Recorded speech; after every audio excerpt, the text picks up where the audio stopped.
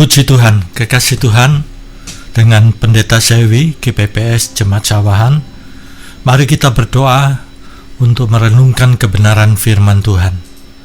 Bapa Surgawi, pada saat yang indah ini, kami akan mendengarkan firman Tuhan, dan kami mau menyimpan di lubuk hati kami yang paling dalam. Firman Tuhan kekal adanya, dan di dalam firman ada hidupnya Tuhan. Kami percaya Tuhan pengurapan Roh Kudus atas kami, dan firman Tuhan berbicara kepada kami dalam nama Tuhan Yesus Kristus. Amin.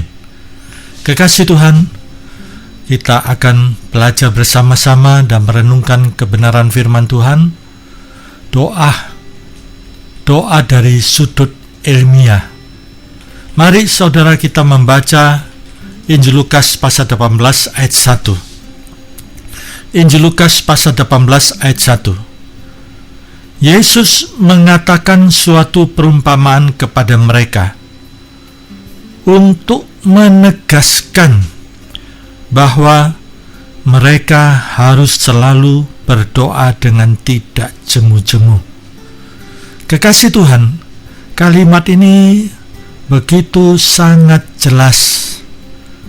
Yesus menunjukkan betapa pentingnya kehidupan doa itu.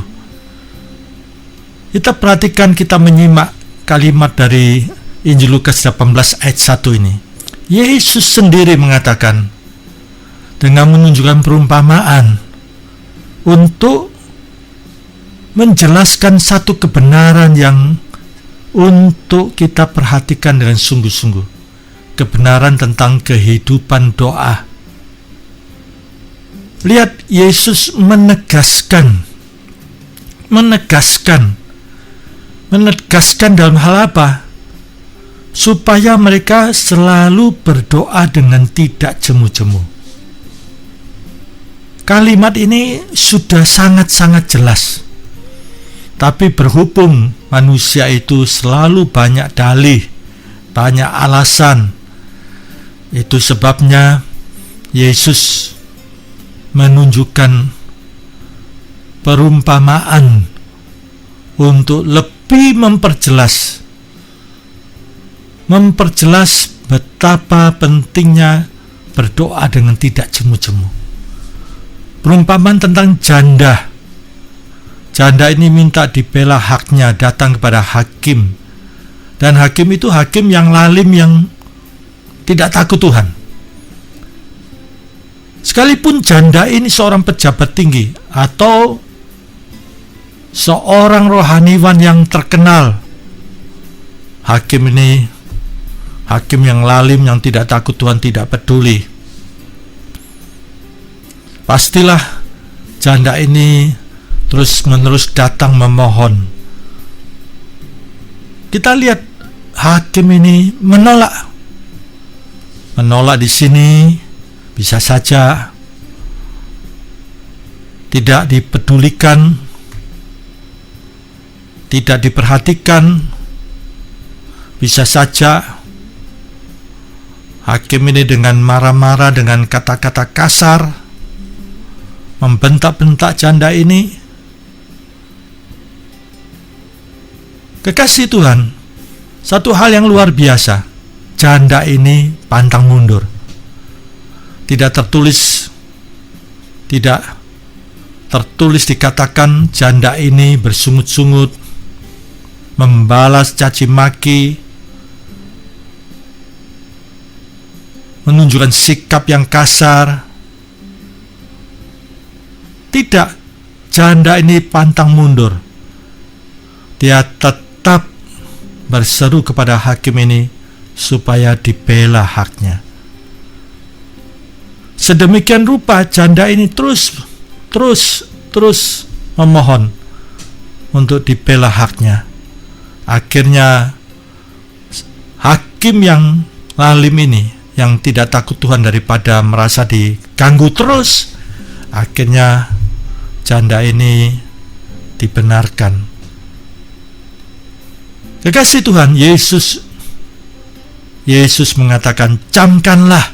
Nah ini, camkanlah. Kita simak, kita menelisik kita merenungkan, menghayati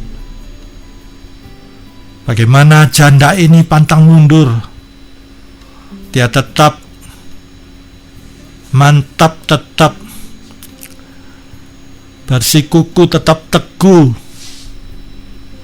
untuk memohon dibela haknya. Yesus menunjukkan masakan orang-orang pilihan yang siang malam berseru. Masakan Tuhan itu merem. Masakan Tuhan tidak segera menolongnya. Ini Yesus sendiri mengajarkan kebenaran tentang doa dengan tidak jemu-jemu. Tetapi masalahnya, kekasih Tuhan, masalahnya adalah ketika Yesus Kristus datang kepada seorang anak Tuhan, tidak ditemui yang mempunyai mental seperti janda ini, mempunyai sikap seperti janda ini, yang pantang mundur, yang tahan banting, yang tidak jemu-jemu datang kepada hakim itu untuk memohon untuk dibela haknya. Nah, ini seringkali beberapa anak Tuhan muda putus asa,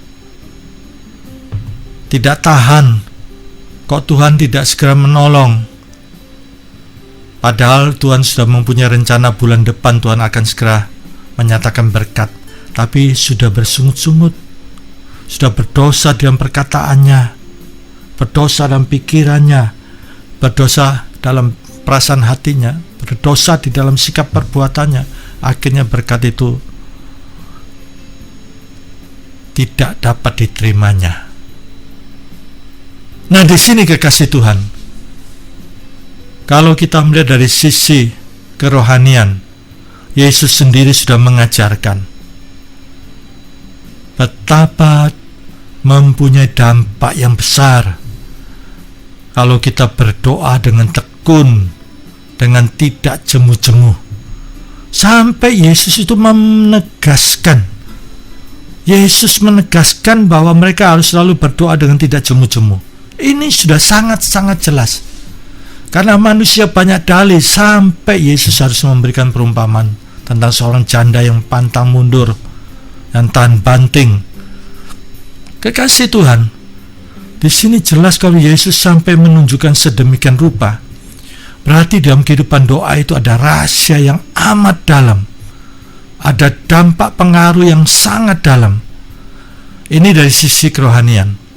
Sekarang kita akan lihat dari sisi sudut pandang ilmiah. Di dalam riset yang diadakan Dr. Randolph Bird, seorang kardiolog, Randolph Bird ini mengatakan setiap jenis obat dan prosedur yang akan digunakan itu harus diteliti terlebih dahulu. Dan ia menerangkan, jadi Randolph Bird berkata, saya pikir, mengapa tidak meneliti doa? Kekasih Tuhan, maka diadakanlah penelitian doa secara ilmiah. Penelitian apakah doa sesungguhnya bisa membawa pengaruh positif atau tidak. Kekasih Tuhan, banyak para pakar yang sebelumnya skeptis ya, termasuk para dokter terkemuka. Ketika penelitian tentang doa ini dari sudut pandang ilmiah, rupanya ada dampak pengaruh positif. Akhirnya menjadi yakin bahwa doa itu bisa membawa pengaruh positif.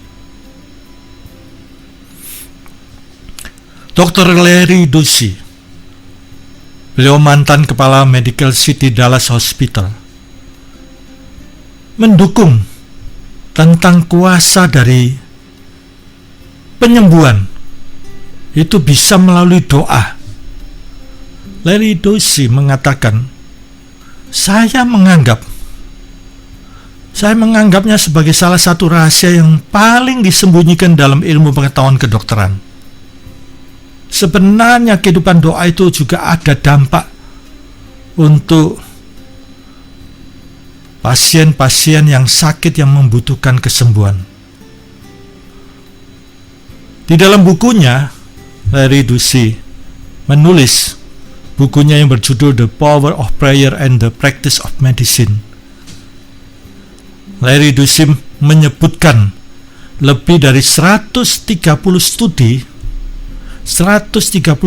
mengenai bagaimana doa itu bisa membawa dampak kepada para pasien, baik dia sakit hipertensi, sakit jantung, kecemasan akut neurosis, bahkan luka, bisa membawa dampak.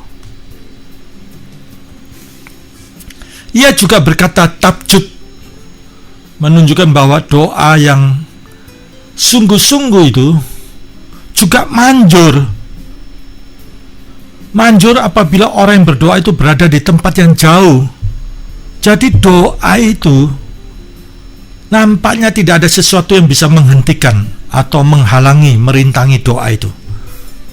Anak saudara ada di luar pulau, ada di luar negeri, doa seorang ibu itu doa yang tidak bisa dihalangi apapun, bisa sampai ke hadirat Tuhan untuk berdoa bagi anak saudara sekalipun jauh. Ada penelitian ilmiah yang ditemukan oleh Profesor Jerome Stovall, seorang ahli nuklir, menemukan alat yang sangat-sangat mempunyai kekuatan jarak jauh, gelombang pengukur yang yang bisa menjangkau sampai sekian area, bahkan ke seluruh bumi ini. Gelombang pengukur radio, di mana kekuatan gelombang ini bisa menjangkau 55 kali siaran radio ke seluruh dunia ini. Dan ketika alat ini didekatkan kepada seorang yang sedang dalam keadaan sekarat karena sakit yang berat, dia seorang ateis, jarum penunjuk angka menunjukkan 500 negatif. Tetapi ketika alat pengukur gelombang ini didekatkan kepada seorang ibu yang saleh, dalam saat-saat dia akan menghadap kehadirat Tuhan, jarum pengukur gelombang ini menunjukkan angka 500 positif. Dan 500 positif ini sama dengan 55 kali kekuatan siaran radio yang bisa menjangkau seluruh dunia. Nah, ini kekuatan doa seorang ibu yang saleh. 55 kali kekuatan siaran radio yang bisa menjangkau seluruh dunia. Kekasih Tuhan, ini doa seorang ibu.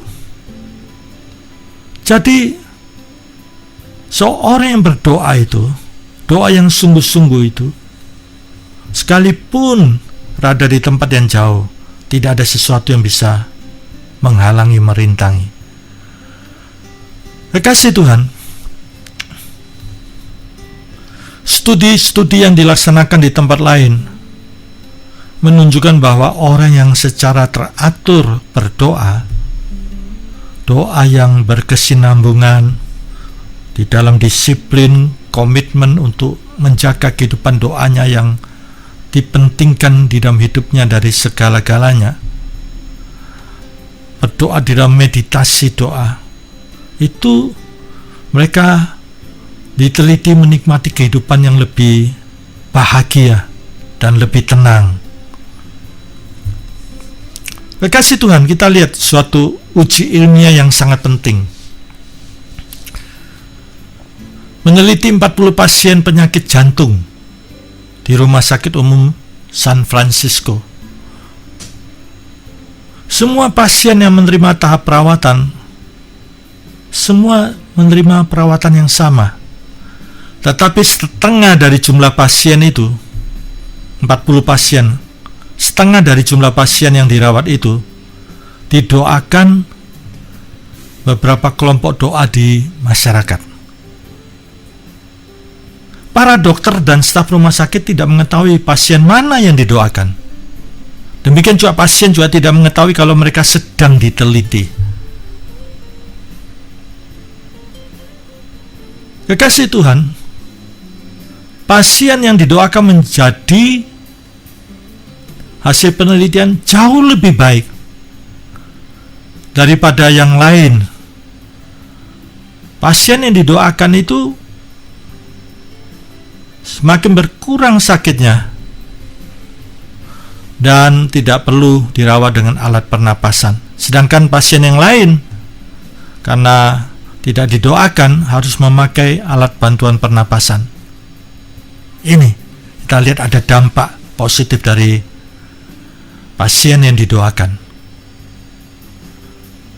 Berikutnya, kekasih Tuhan, Dr. Randolph Bird yang dengan risetnya membuka cakrawala baru, memperlihatkan bahwa masalah pengobatan para pasien penyakit jantung yang diopnam di rumah sakit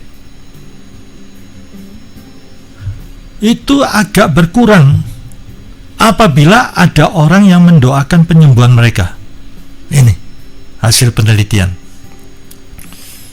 Dalam eksperimen Bird, setengah dari 393 pasien yang ditunjuk secara acak dan didoakan oleh kelompok doa, kesehatan mereka didoakan. Setengahnya tidak menerima doa. Statistik menunjukkan bahwa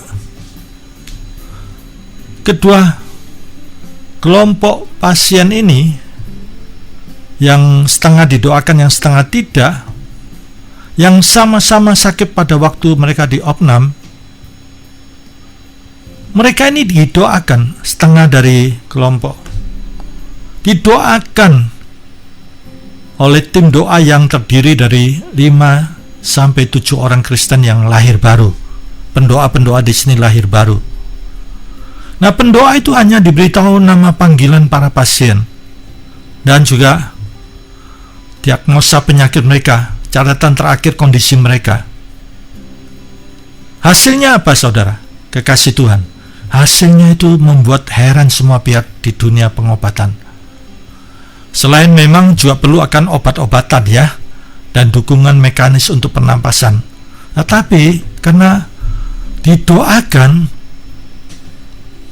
lihat, jadi mereka ini sakitnya berkurang. Para pasien yang didoakan itu mengalami lebih sedikit gagal jantung kongestif, henti jantung, dan pneumonia. Ada hasilnya, sakit mereka berkurang.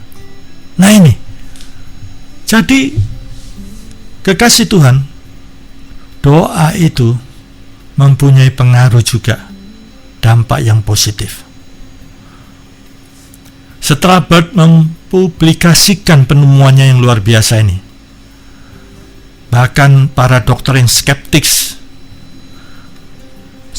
mengenai konsep doa ini akhirnya mengakui bahwa hal seperti ini bisa diterima. Kekasih Tuhan, berikutnya kita lihat penelitian berikutnya. Dr. Bernard Grad dalam penelitian di McGill University Montreal meneliti 36 anak sakit leukemia stadium akhir. Setengah dari anak ini, dari 36 anak ini, diberitahu untuk berdoa kepada Tuhan setiap malam sebelum tidur. Berdoa kepada Tuhan setiap malam sebelum tidur.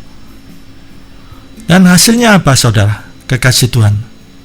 90% dari yang berdoa itu dapat bertahan hidup mereka rata-rata 14 bulan. Ya memang ya bisa bertahan itu masih menunjukkan ada sisi positifnya. Dan penelitian berikutnya, kehidupan doa itu ya bisa menghasilkan hasil yang menakjubkan. Para peneliti di London menindaklanjuti penelitian Bernard Grant dengan eksperimen doa. Eksperimen doa mereka sendiri atas 32 pasien. 32 pasien yang tidak bisa sembuh lagi. 32 pasien yang tidak bisa sembuh lagi, yang mengidap berbagai penyakit mulai dari artritis reumatoid, penyakit tulang belakang sampai skleroderma, penyakit yang menyebabkan kulit menjadi keras seperti batu. Ya, 32 pasien yang tidak bisa sembuh lagi.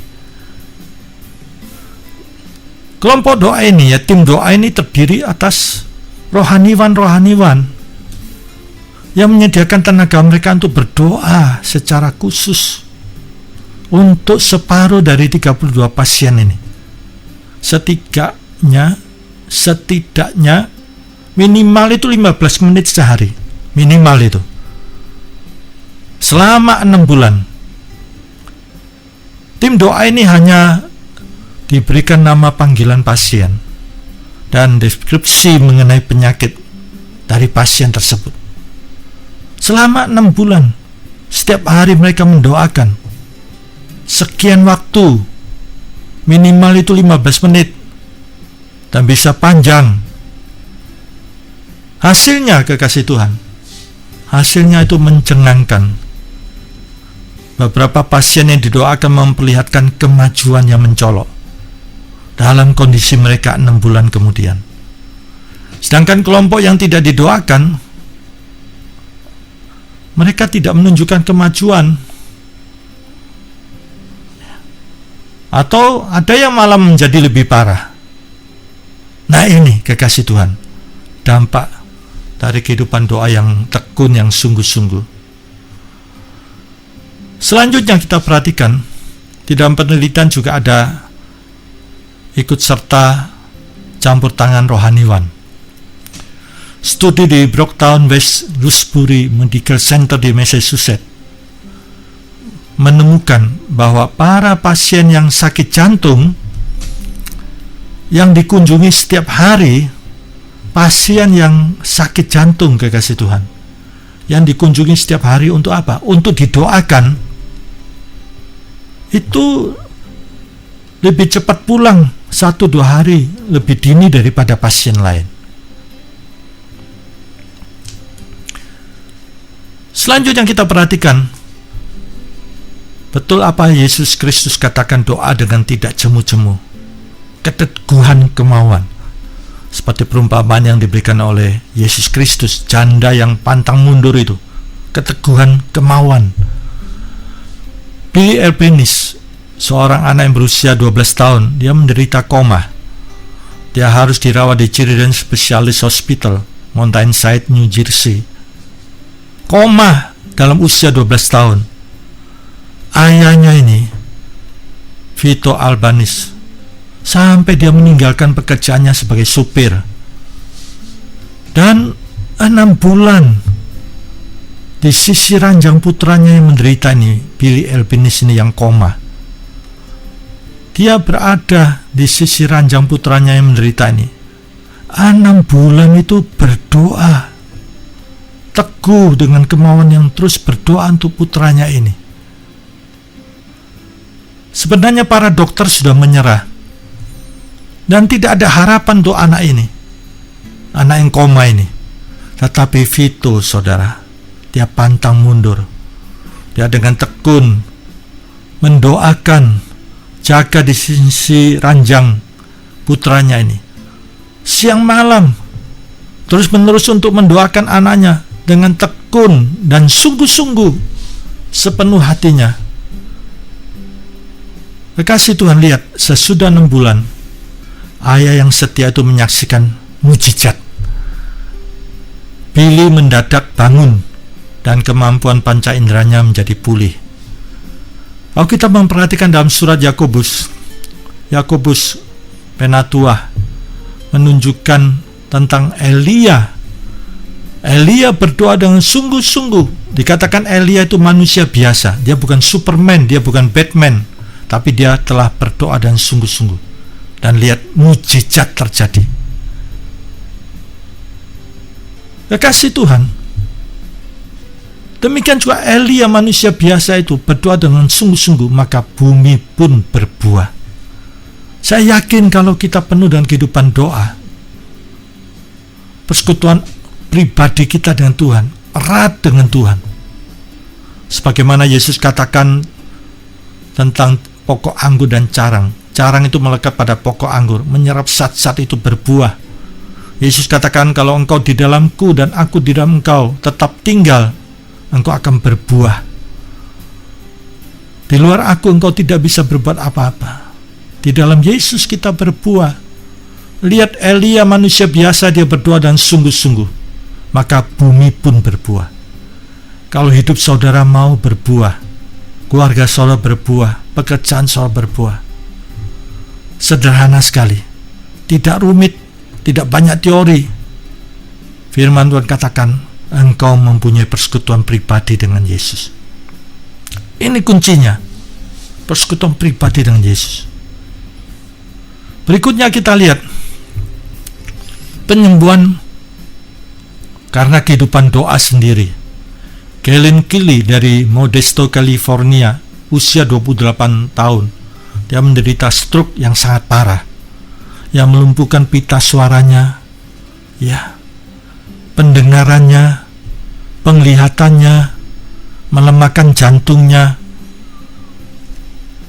Kellen Kelly ini selalu berdoa. Penyerahannya kepada Tuhan begitu total. Dia pasrah, dia berdoa. Dia tidak berdosa di dalam perkataannya.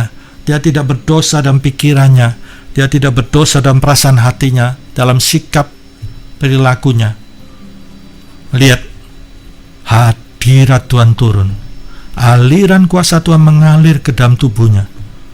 Dan Tuhan sembuhkan dia. Mujizat masih berlaku, kekasih Tuhan. Demikian juga Betty Farmer, usia 45 tahun, di Anderson, California. Dia didiagnosa itu kanker usus besar. Kanker usus besar. Bukti data menunjukkan anemia sinar X-scan yang menunjukkan hatinya tidak normal. Betty Farmer ini mulai berdoa. Dia berserah, dia menyerahkan kepada kehendak Tuhan. Tetapi dia juga didoakan oleh tim doa. Kehidupan pribadinya itu penuh dengan suasana doa. Dan Betty mengalami kehadiran Tuhan yang mengisi setiap molekul udara. Betty Farmer mengalami jamahan Tuhan. Tuhan memberikan kekuatan kepadanya dan Tuhan menyembuhkan dia. Ketika akan dioperasi, dokter tidak menemukan kanker di ususnya. Lihat, mujizat terjadi. Kekasih Tuhan, kehidupan doa ini juga bisa sebagai doa pencegah. Doa bisa merupakan obat preventif yang kuat. Suatu studi di Beth Israel Hospital Boston menunjukkan bahwa doa yang diulang-ulang itu bisa menghalau serangan jantung. Lihat, doa yang diulang-ulang. Ini tentunya doa yang tidak jemu-jemu. Menurut Dr. Herbert Benson dari Harvard Medical School, para pasien yang cenderung taat pada agamanya, sebagai seorang yang beriman kepada Yesus Kristus, dia taat dan selalu mengulangi doa yang sama berulang kali. Mengulangi doa yang sama berulang kali, itu dia mampu, itu membawa hasil dampak Ya, dengan doa yang sama berulang kali itu mampu menurunkan tingkat noradrenalin mereka, hormon yang berhubungan dengan stres yang ditemukan dalam darah. Demikian juga saudara, kekasih Tuhan. Penelitian berikutnya, para peneliti di Purdue University menegaskan bahwa orang yang secara teratur berdoa, perhatikan, secara teratur berdoa, pada umumnya lebih bugar, lebih segar, lebih sehat daripada mereka yang tidak. Guru besar sosiologi Kenneth Ferrero melaporkan, kami menemukan bahwa kehidupan kerohanian, keagamaan yang taat, itu mempunyai efek yang kuat, dampak yang kuat, yang mengejutkan untuk meningkatkan kesehatan. Studi di Purdue, ada 1.473 orang diwawancarai di berbagai tempat di Amerika. Hanya 4% kelompok yang rajin beribadah dilaporkan menderita kesehatan yang buruk. Hanya 4%. Tetapi lebih banyak orang yang tidak berdoa mengatakan bahwa kesehatan mereka buruk. Hampir 2 kali. Lebih banyak orang yang tidak berdoa mengatakan bahwa kesehatan mereka sangat buruk. Nah, ini penelitian Jeffrey Levin, epidemiologi sosial di Eastern Virginia Medical School, berkata lebih dari 250 studi, beberapa bahkan dilaksanakan pada abad yang lalu, menyatakan bahwa seorang yang mempunyai kehidupan kerohanian yang baik, yang taat, itu kehidupannya lebih sehat. Di sini Levin mengatakan bahwa Tuhan itu menjawab doa, dan Tuhan itu memilih memberkati orang yang sungguh-sungguh berdoa sesuai kebenaran firman Tuhan. Kekasih Tuhan, rupanya kehidupan doa juga bisa meningkatkan daya pikir. Guru besar teologi Wesley Francis yang mempelajari 4.000 anak-anak yang berusia 11 tahun melaporkan bahwa para siswa yang berdoa dan pergi ke gereja beribadah secara teratur itu mendapat nilai yang lebih tinggi daripada mereka yang tidak melakukan ini. Demikian juga seorang yang memiliki kehidupan doa yang disiplin itu memiliki kehidupan yang lebih bahagia. Seperti Yesus katakan dalam Matius 11 ayat 28-29, marilah kepadaku yang letih lesu berbeban berat, belajarlah kepadaku sebab aku lemah lembut dan rendah hati, jiwamu akan mendapat ketenangan, kelegaan. Konsep bahwa doa menuntun kita ke kehidupan yang lebih bahagia itu sudah diteliti, yaitu mereka yang mempunyai kehidupan doa yang disiplin. Seorang aktris, Felicia Rashad, itu istri Bill Cosby. Cosby ini sangat terkenal dalam serial Cosby. Istrinya ini bersaksi bahwa dia selalu berdoa setiap hari. Karena kehidupan doa yang disiplin ini, keyakinannya semakin mantap bahwa Tuhan itu selalu melindungi dia. Dan apabila dia memerlukan Tuhan, kuasa Tuhan dinyatakan, Tuhan menunggu untuk segera turun tangan menolongnya. Lihat sampai begitu rupa. Kekasih Tuhan, demikian juga dari sudut biologi. Bukti menunjukkan bahwa doa sesungguhnya bisa menyebabkan perubahan dalam jaringan tubuh, fisik, jasmani. Perhatikan baik-baik. bukti penelitian menunjukkan, bukti ilmiah menunjukkan bahwa doa itu mempunyai dampak. Doa itu sesungguhnya bisa menyebabkan perubahan dalam jaringan tubuh, fisik, jasmani. Franklin Ruhr dari Pasadena, California, dia seorang ahli kimia dan seorang pendeta juga dengan pendidikan ilmiah di bidang kimia, mengadakan eksperimen. Dalam 700 uji coba yang dilakukan terhadap 500 orang yang berbeda. Perhatikan, dalam 700 uji coba yang dilakukan 500 orang yang berbeda. Ia mendemonstrasikan bahwa semai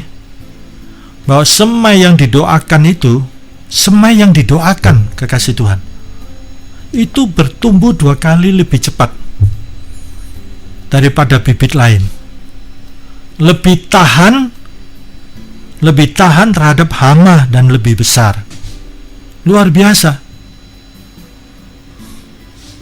Nah, ini kekasih Tuhan, penelitian ilmiah, penelitian tentang dampak doa yang mempunyai sisi positif. Doa bukan hanya pekerjaan orang yang tidak ada pekerjaan, pengangguran, bukan. Kalau kita membaca di dalam Injil, Yesus kehidupannya penuh dengan kehidupan doa. Pagi-pagi, hari masih gelap, Yesus sudah berdoa. Bahkan Yesus berdoa semalam-malaman ketika dia akan memilih murid-muridnya.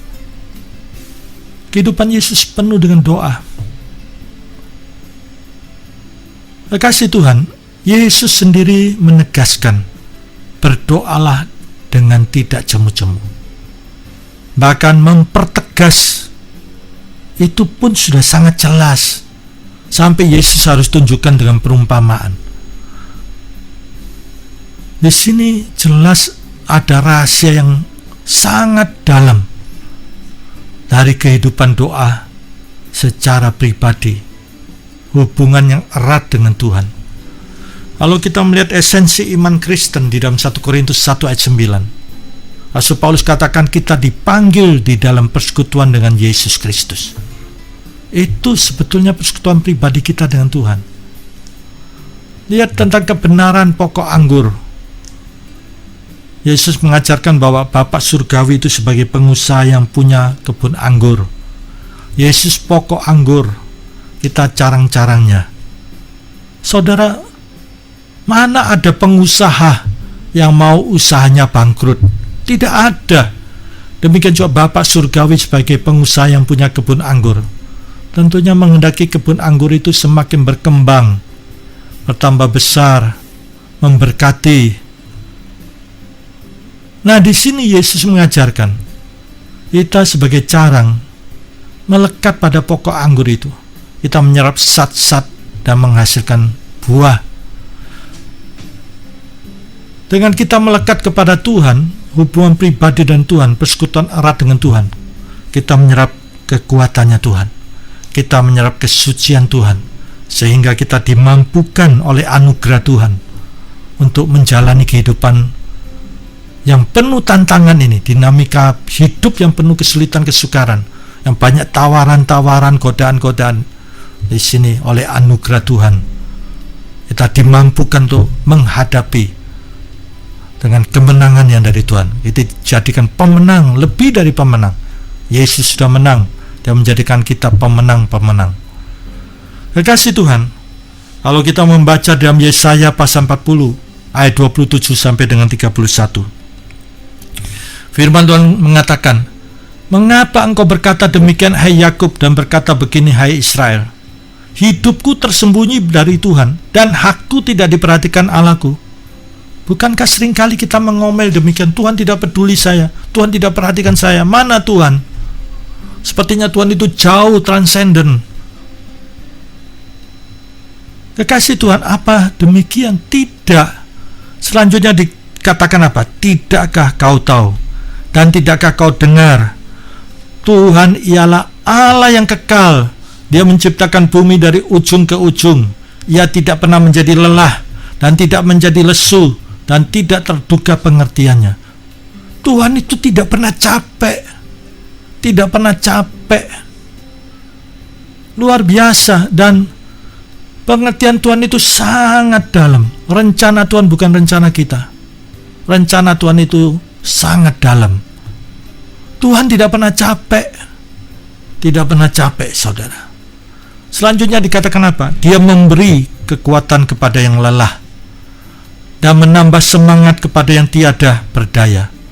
Orang-orang muda menjadi lelah dan lesu. Teruna-teruna jatuh tersandung. Lihat saudara, orang-orang muda itu biasanya semangat, energik, tetapi ketika menghadapi masalah, kesulitan hidup, seringkali menjadi patah semangat, loyo. Lihat, firman Tuhan katakan apa? Tetapi orang-orang yang menanti-nantikan Tuhan mendapat kekuatan baru. Orang-orang yang menanti-nantikan Tuhan mendapat kekuatan baru. Mereka seumpama raja wali yang naik terbang dengan kekuatan sayapnya. Mereka berlari dan tidak menjadi lesu. Mereka berjalan dan tidak menjadi lelah. Burung raja wali, saudara, semakin angin badai yang besar dan kuat itu, semakin dia terbang tinggi. Demikian orang-orang yang menanti-nantikan Tuhan, yang punya persekutuan yang erat dengan Tuhan, di dalam kesetiaan, di dalam kesabaran. Saudara memperhatikan dalam Mazmur 145 ayat 18, Tuhan dekat kepada orang-orang yang setia kepada Tuhan. Tuhan itu dekat, saudara, kepada orang-orang yang setia kepada Tuhan. Dalam Amsal 19 dan Amsal 20, cari orang setia itu sulit. Banyak orang baik, tapi cari orang setia itu sulit. Karakter yang disukai Tuhan itu adalah kesetiaan. Mendapat kekuatan baru. Ini kekasih Tuhan. Dalam situasi kondisi sekarang ini, tantangan yang begitu berat, wabah virus, kita tidak tahu kapan selesai. Tentunya kita tidak mengharapkan tidak selesai-selesai. Kita mengharapkan supaya wabah ini tuntas, tidak berkelanjutan terus-menerus. Kita mau supaya Tuhan yang berdaulat itu, hati Tuhan penuh belas kasihan. Kita memohon, kita hamba, kita umat Tuhan, kita anak Tuhan, kita memohon kepada Tuhan yang berdaulat itu, supaya Tuhan mendengar dan Tuhan berbelas kasihan kepada bangsa negara Indonesia ini, supaya dituntaskan wabah ini. Demikian juga kalau saudara perhatikan dalam Yesaya pasal 30 ayat 15-26. Demikian firman Tuhan, sebab beginilah firman Tuhan Allah yang Maha Kudus, Allah Israel, dengan bertobat dan tinggal diam, kamu akan diselamatkan. Dalam tinggal tenang, jangan panik, dan percaya kepada Tuhan, itu terletak kekuatanmu. Dengan kita bertobat, kita datang, kita duduk diam di bawah kaki Tuhan, kita percaya sungguh-sungguh, disitulah oleh anugerah Tuhan kita ada power kekuatannya dari Tuhan. Tetapi saudara, lihat, tetapi kamu enggan. Nah ini, enggan. Kamu berkata, bukan, kami mau naik kuda. Nah ini, naik kuda pakai kekuatan manusia dan lari cepat, mau instan. Maka kamu akan lari dan lenyap, justru semakin terhilang. Katamu pula, kami mau mengendarai kuda tangkas, jadi pakai kekuatan yang penuh dengan siasat, dengan politik kotor. Lihat, kami mau mengendarai kuda tangkas, maka para pengejarmu akan lebih tangkas lagi, lebih licik lagi. 1000 orang akan lari melihat ancaman satu orang. Ini kalau satu orang kehidupan yang dekat dengan Tuhan, 1000 orang akan lari pontang-panting dengan segala bentuk ancaman, caci maki, kekerasan, ya. Tetapi lihat terhadap ancaman 5 orang. Ini kamu akan lari. Ini mereka yang tidak mengandalkan Tuhan. 5 orang saja, lihat, ketakutan begitu rupa. Sampai kamu ditinggalkan, seperti tonggak isyarat di atas puncak gunung, seperti panji-panji di atas bukit. Biasanya seorang menaklukkan gunung itu dia tancapkan panji-panji untuk kebanggaan. Tapi di sini karena terpuruk, akhirnya menjadi tontonan, bukan pujian. Kita lihat di televisi orang-orang yang pakai kekuatannya sendiri, siasat, politik kotor dan lain sebagainya. Lihat akhirnya dipermalukan, menjadi tontonan banyak orang muncul di televisi. Selanjutnya firman Tuhan katakan, sebab itu Tuhan menanti-nantikan. Tuhan itu sampai begitu rupa menanti-nantikan saatnya hendak menunjukkan kasih-Nya. Lihat kepada kamu. Justru Tuhan itu sedang menunggu untuk menunjukkan kasih-Nya kepada saudara. Sebab itu Ia bangkit hendak menyayangi kamu. Lihat, bukan saja kasih, Dia sayang kepada saudara, kekasih Tuhan. Sebab itu Ia bangkit hendak menyayangi kamu, sebab Tuhan adalah Allah yang adil. Berbahagialah semua orang yang menanti-nantikan Dia. Saudara, saya katakan kepada saudara kekasih Tuhan, saudara adalah orang-orang berbahagia kalau saudara kesukaannya adalah duduk di bawah kaki Tuhan. Sungguh ditegaskan, hai bangsa di Sion yang diam di Yerusalem, engkau tidak akan terus menangis. Tentulah Tuhan akan mengasihani engkau apabila engkau berseru-seru. Pada saat Ia mendengar teriakmu, Ia akan menjawab. Dan walaupun Tuhan memberi kamu roti dan air serba sedikit, mungkin ya secukupnya, namun pengajarmu, Tuhan itu Guru Agung, tidak akan menyembunyikan diri lagi, tetapi matamu akan terus-menerus melihat Dia. Luar biasa. Kita akan melihat Tuhan nyata dalam hidup saudara, dan telingamu akan mendengar perkataan ini dari belakangmu. Inilah jalannya, berjalanlah mengikutinya, entah kamu menganan atau mengiri. Lihat di sini. Lalu Tuhan akan memberi hujan bagi benih yang baru yang kamu taburkan di ladangmu. Dan dari hasil tanah itu kamu akan makan roti yang lezat dan berlimpah-limpah. Pada waktu itu ternakmu akan makan rumput di padang rumput yang luas. Ini saudara, sampai begitu rupa kelimpahan yang dari Tuhan. Mari kita berdoa. Bapa Surgawi, sungguh Tuhan, kebenaran ini sudah Yesus ajarkan. Kami mau melakukan Tuhan, untuk menjalin hubungan yang erat dengan Yesus. Dan kami tahu membawa dampak yang positif. Dan ada rahasia yang amat dalam yang kami nikmati. Satu pengajaran, berkat yang indah, yang limpah Tuhan nyatakan. Sebagai hamba Tuhan kami mohonkan kepada para pendengar, Tuhan curahkan berkat dalam nama Tuhan Yesus Kristus. Setiap pendengar diberkati Tuhan Yesus Kristus. Kami coba berdoa untuk bangsa negara kami Indonesia. Mari Tuhan Kau berdaulat. Kami mohon belas kasihan Tuhan, supaya wabah virus ini boleh terhenti. Dalam nama Tuhan Yesus Kristus. Terpujilah Bapa, Putra, dan Roh Kudus. Dalam nama Tuhan Yesus Kristus. Amin.